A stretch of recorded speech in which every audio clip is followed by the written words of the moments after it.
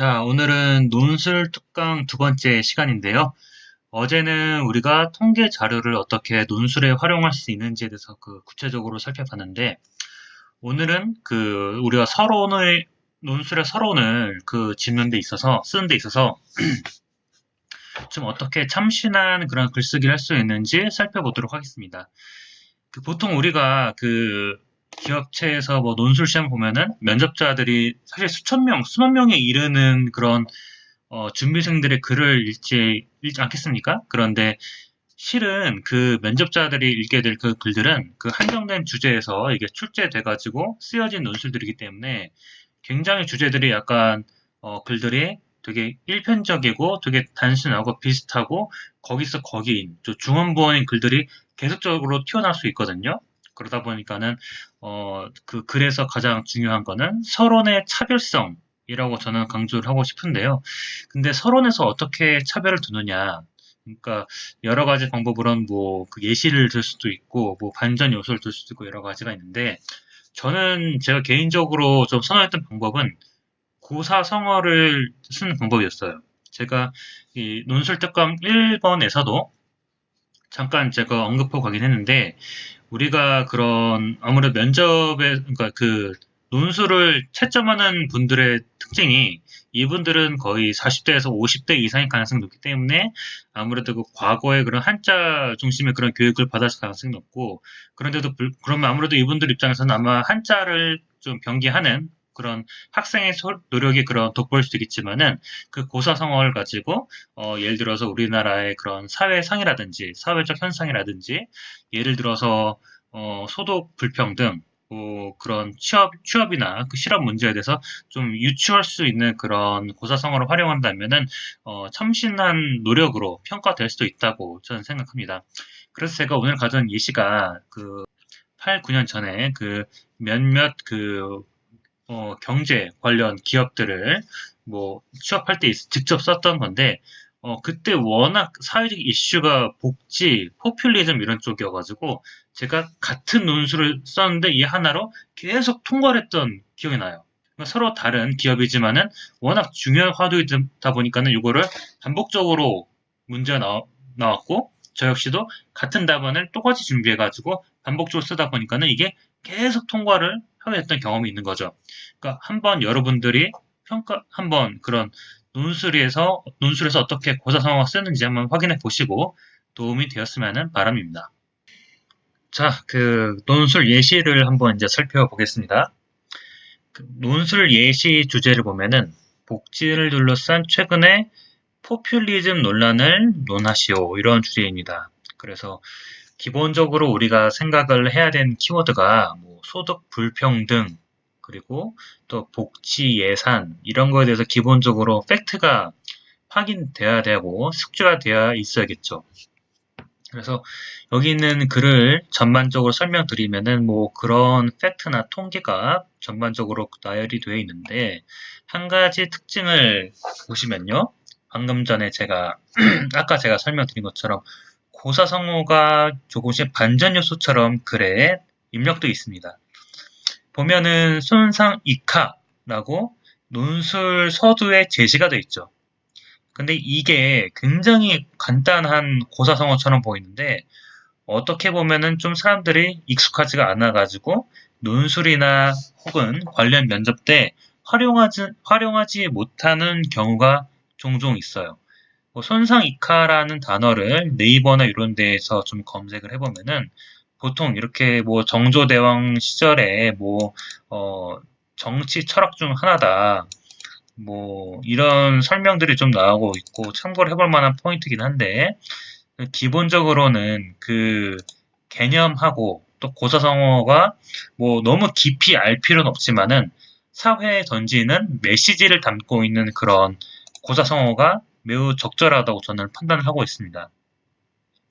그런데 손상 이카뿐만 아니라 그런 고사성어가 어쨌든 옛날에 그런 예시가 지금의 현 상황으로 이르기까지 충분히 설명이 되어 있어야겠죠. 왜냐하면은 우리가 고사성어를 쓴다는 거는 기본적으로 과거의 교훈으로부터 현재의 우리 상황에 이르기까지 유추해낼 수 있는 공통적인 현상 및 교훈을 우리가 서술하기 위해서 어쨌든 논술을 쓰는 거지 않겠습니까? 그래서 한번 같이 읽어보도록 하겠습니다.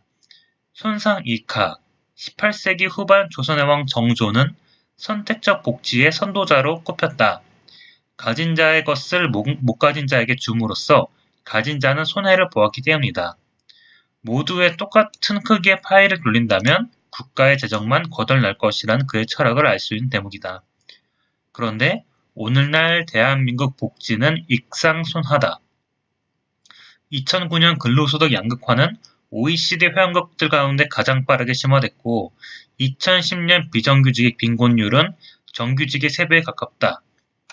여기서 제가 이 부분까지만 해가지고 좀 설명을 드릴게요. 앞에 제가 말씀드렸던 손상이카는 제가 왜 여기다가 입력했는지 여러분들이 아시겠죠? 그런데 중요한 포인트는 이게 현 시점으로 제가 재언급을 하면서 익상손하라는 고사성어, 정확히 말하면 고사성어가 아니죠. 제가 만들어낸 거니까. 이거는 그냥 앞부분에 원 고사성어를 뒤집은 거예요. 왜냐? 이 과거의 예시를 든 고사성어를 재언급하는 과정에서 현대적 시점에서 다시 요거를 대조시키기 위해서 요거를 뒤집는 하나의 반전 요소를 제가 준 겁니다. 그래서 여기 이거 말하면은 사실 팩트라기보다는 아닙니다. 주장이라기보다는 팩트에 가깝죠. 이 팩트가 제가 뒤집은 이런 고사성어적 개념에 맞춰지는 근거가 되는 겁니다.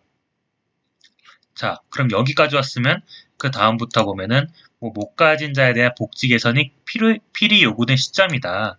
이 와중에 부잣집 아이나 상류층 노인의 복지까지 가난한 이와 같은 수준으로 챙겨줘야 되냐 이런 비판이 나오고 있다. 한정된 예산으로 전 계층의 동일한 수준의 복지를 챙기면 결국 재정이 파탄날 거란 우려다. 이렇게까지 쑥 흘러나오죠. 물론 이런 식의 논술 서술 방식이 서론 서술 방식의 정답이라는 건 아니지만 어쨌든 간은 여러분들이 그 글을 맨 처음에 서술해서 좀 차별점 나갈 때 종종 가다 그러는 분들이 만약에 요 손상이카를 안 쓰고 만약에 바로 조선의 왕 정조라고 시작했으면은 그 여러분들 입장에서는 그러니까 그 평가자 입장에서는 굳이 지금의 포퓰리즘 논란을 알기 위해서 과거의 18세기 후반 조선의 왕 정조까지 알아야 돼요. 물론 평가자 입장에서는 이런 과거 요소를 알 만큼의 상식은 있겠죠. 그런데 요 예시나 요 내가 할 얘기를 알기 위해서 이거를 내가 알아야 돼. 그런데 제가 앞에 손상이카를 이렇게 넣었죠. 사실 요거가 만약에 없으면은 바로 이게 18세기 후반 이렇게 나가면 약간 뭐 읽는데 버거울 수 있는데 이렇게 설명해주는 한마디로 딱 정리되는 고사성어로 이 앞부분을 이렇게 요약을 해버린 단어를 해보니까는 아 얘가 무슨 말을 하겠구나 이런 근거를 우리가 좀 유추해 볼 수 있는 그런 장치가 될 수 있습니다. 그래서 논술의 그런 서론 서술 방식이 굉장히 편해지고 읽는 사람 입장에서도 세련되게 느껴질 수 있죠. 그렇죠. 그 다음에 논술 방식은 좀 이렇게 술술 풀어나간 방식입니다. 아직 안 보신 분들은 앞에 제가 통계 근거를 논술에 넣었던 그런 거를 다시 한번 보시고 오는 게 좋을 것 같은데요.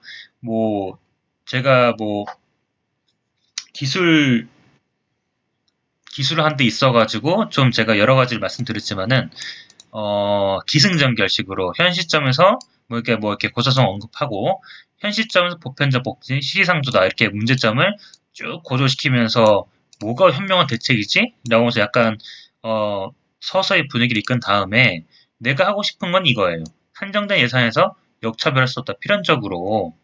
그래서 우리가 보편적 복지를 너무 하다 보면은 우리가 예산이 거덜나고 나라의 그런 재정에 타격을 입힐 수 있다.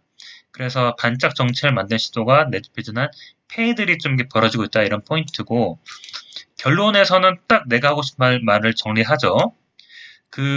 이렇게 제가 몇 가지를 제가 논의를 하긴 했는데, 굳이 김광수 경제연구소 이런 곳이 아니어도 됩니다. 왜냐면 이런 거는 좀 조그만 연구소고, 삼성경제연구소나 LG 세리 같은 훨씬 더 공실력이 높은 그런 기관의 그런 소스를 충분히 인용할 수 있기 때문에 요거에 대해서는 제가 나중에 따로 설명을 드리겠습니다. 그래서 아무튼 뭐 기관의 공신력도 중요하지만 여기서 우리가 구체적인 팩트를 정확하게 엮어가지고 내가 쓰고자 하는 논술의 요지에 맞게 서술해낸 능력이 중요하다는 점을 저는 강조를 하고 싶고요. 뭐 어쨌든 간에 이렇게 제가 쭉 풀어나가는 거의 그 중심에는 내가 어떻게 서론을 풀어나가냐가 그런 굉장히 무게중심이 실려 있다. 이렇게 요약할 수 있을 것 같습니다. 자, 이제까지 그 고사성어를 이용해서 참신한 서론을 쓰는 방법에 대해서 한번 우리가 다뤄봤는데요. 그 주제에서는 방금 주제에서는 우리가 그 손상이카라는 고사성어를 썼지만 이 외로도 사실 활용할 수 있는 고사성어는 적지 않다고 생각을 하는데요. 그만큼 내가 얼마나 다양한 그런 한자나 이런 거를 내가 익숙한 개념이 있는지 그런 걸 좀 스스로 파악하는 노력이 좀 중요할 것 같습니다. 혹시 어떤 고사성어를 쓴 게 좋냐, 아니면은 또 새로운 논술의 서론, 서술 방식에 대해서 어떻게 하면 좋을까, 이런 것에 대해서 궁금하신 분들은 아래 댓글로 적어주시면은 제가 충분히 답변을 드리고 기회가 된다면은 새로운 방송으로 그런 점에 대해서 한번 집중적으로 한번 다뤄보도록 하겠습니다. 방송은 여기까지 하겠습니다.